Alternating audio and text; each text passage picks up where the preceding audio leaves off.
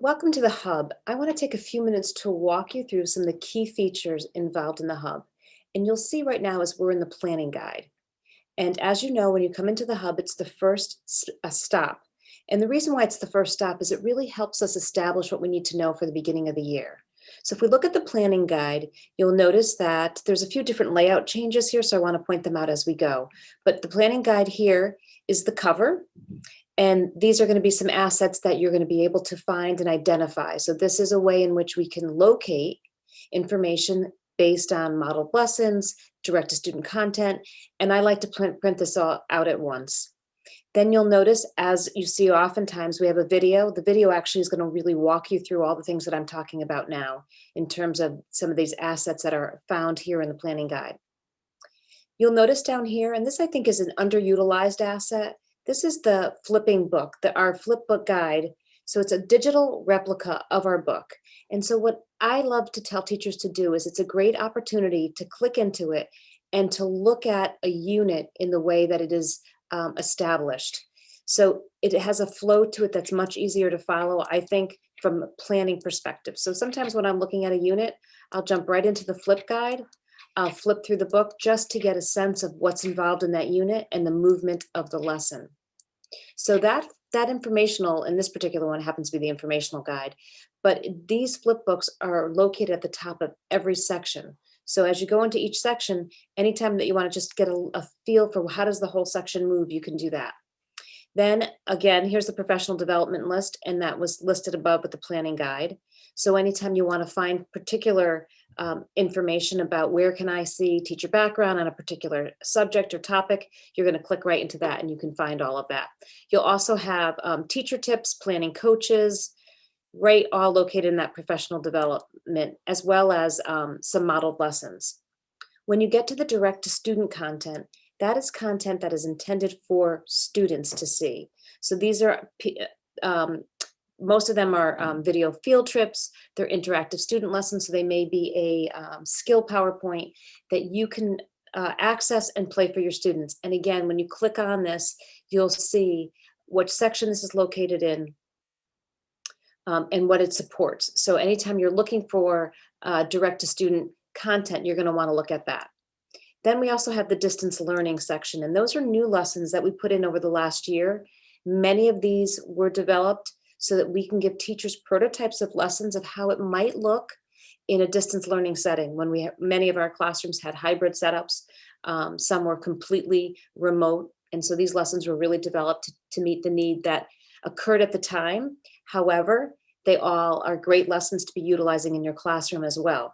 So there's a list of where you can find those within this planning guide section. So you also see that we have the table of contents, and the table of contents I love to print out right away. I love to print that out at the beginning of the year because it gives me a sense for planning.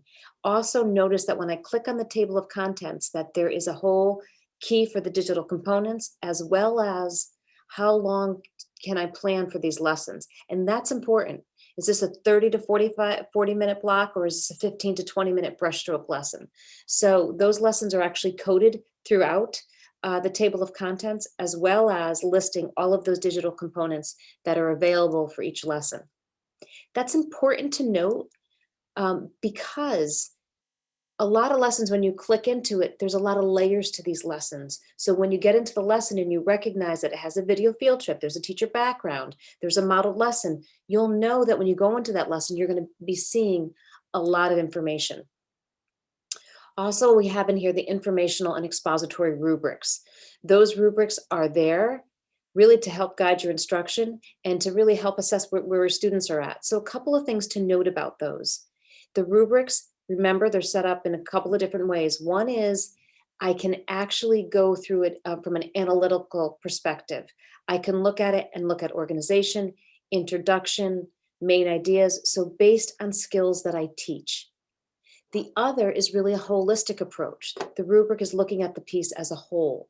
So what does that look like? And here's an example of that. This happens to be the informational rubric. You'll notice that all elements of the informational piece are down the left-hand side, and then you can start to mark where your students are when you look at the piece as a whole. So rubrics are there for you as well. The one thing that I want to just spend a moment on is down at the bottom of the planning guide are key instructional must-sees. That's background information that if you're not familiar with Empowering Writers philosophy, our methodology, some really key components we have put into this section that for you to take a look at. The other thing that I just want to point out at the bottom is using the digital resources in the guide. This is all the information you need for that digital content that I've been talking about. So when we talk about what does it look like in terms of student activity pages, it's going to tell you how you can access them, how do you download them, how do you assign them. The virtual field trips will look like this. They're going to be videos that are embedded and you can just play those. This is just a good reference for you so you can see the way in which these materials are put together. Skill PowerPoints, which are really put together to inform your instruction. You can access these as well. And there's two kinds, again, as a result of having a lot of hybrid classrooms last year. One is just the same traditional skill PowerPoint without audio, which means that you are leading the discussion on that and you're filling in the information on that. And then there's also the skill PowerPoint, same exact content, but now it has with the teacher narrator. So even if your students are in the class, you can actually assign this in small group. You can assign this to reinforce learning. So it's not intended only for the hybrid classroom. There's other ways in which you can utilize this content. And there's directions here how to operate those skill powers. And then there's some bundles in which that we have the Skill Power Plus bundle and the interactive pages together. How do you utilize them? How do you access that? All of that information is here embedded in this last section within the planning guide. And then we have those interactive student lessons that are also available. And again, this tells you how to utilize those. So that's the planning guide section. Now I'm going to go right back to the top and I want to point out something that's new. And this is called the Grade 4 Literacy Launch. So each grade level is going to have their own literacy launch. And I'm going to click on that and we're going to just jump right into what is this all about.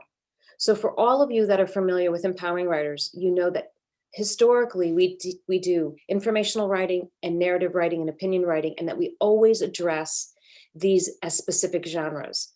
What the literacy launch is doing here is it's taking all of these genres and introducing them right up front at the beginning of the year. The reason for this is because throughout the year, you're going to have interaction with text, whether it's narrative, informational, opinion writing.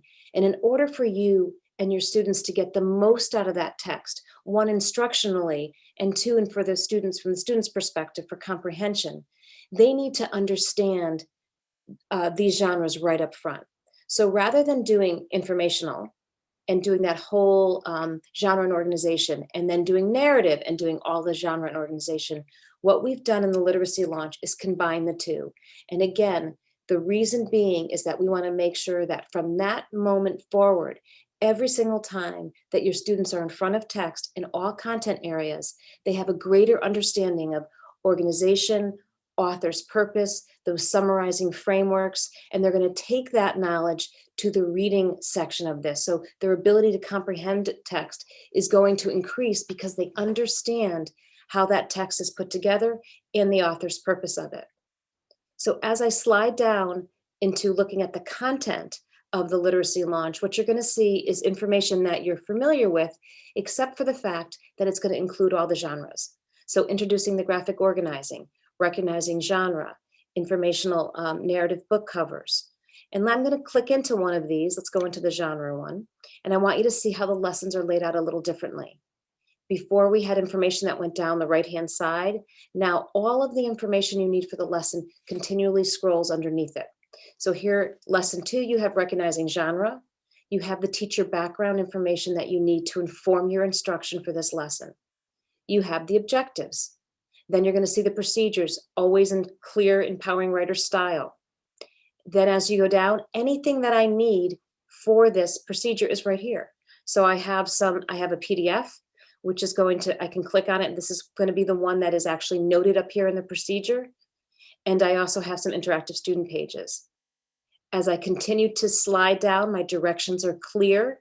Any information that I need that pertains to that step in the direction is directly underneath. So I think you'll find that layout to be a little bit more user-friendly. And as you slide through this literacy launch, what you're also going to notice is that we have a section called I Want More. So because we do all that annotation and analysis with all the genres, we have a lot of content on that.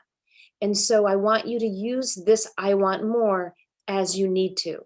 So that's more of the same, more video field trips, more annotating and analyzing, more looking at the organizational structure.